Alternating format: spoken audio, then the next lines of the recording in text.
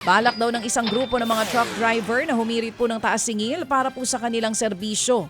Sa programang ito, sinabi po ni Mary Zapata, presidente ng Confederation of Truckers Association of the Philippines o CTAP, na plano nilang magtaas ng 30%. Anya, kalahati raw kasi ng operational cost ay napupunta sa diesel. Kaya naman mabigat daw ang epekto ng mega oil price hike sa operasyon ng trucking industry.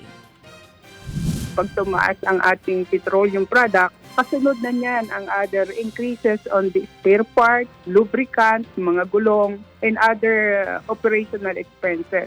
Kaya wala kaming choice but to make a request to our clients na pakinggan naman nila yung concern namin. Mga kapatid, yan nga po ang tinig ni Mary Zapata, presidente po ng Confederation of Truckers Association of the Philippines. Sa iba pang balita, posibleng pumalo po sa, kapit mga kapatid ha, 7.5% aray ko po ang inflation o antas ng pagtaas ng bilihin kung matagal pang mananatiling mataas nga ang presyo ng krudo. Ayon sa mga komputasyon ng DepDev, hindi malabong lumagpas ang inflation sa 2 hanggang 4% na target band ng gobyerno kung maglalaro sa $100 ang kada bariles ng krudo at mananatiling lagpas sa $80 hanggang sa Mayo.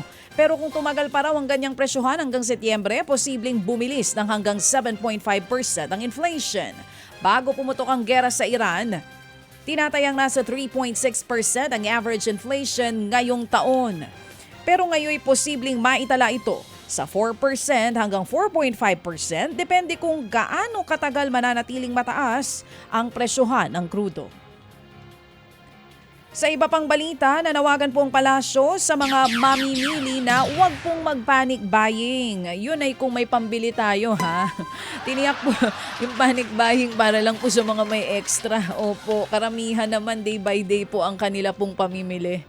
Tiniyak po ng palasyo na sapat po ang supply ng petrolyo at pangunahing bilihin sa gitna nga po ng sigalot sa Middle East. Nagbigay ng babala ang palasyo laban sa mga nagbabalak na mag-hoard po ng supply ng petrolyo.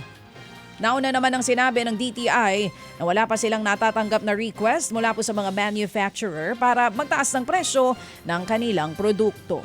Wala pa rin naman daw nakikitang abnormal na taas presyo ang ahensya sa higit 170 establishmento sa Metro Manila.